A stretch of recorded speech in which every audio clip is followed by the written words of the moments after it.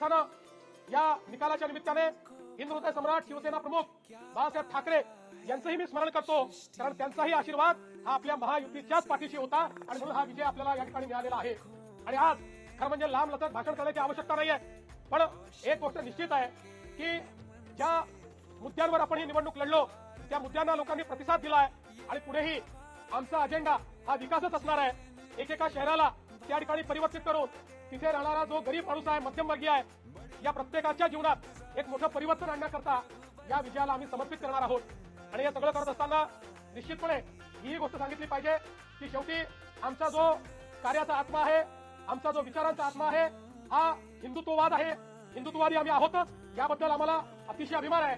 आणि या हिंदुत्ववादाच्या माध्यमातून खऱ्या अर्थानं हिंदुत्व आणि विकास यांना वेगळं करता येणार नाही। आणि म्हणून मला असं वाटतं की आज हा जो काही आमचा आत्मा आहे, या आत्म्यानेच आम्हाला जनसामान्य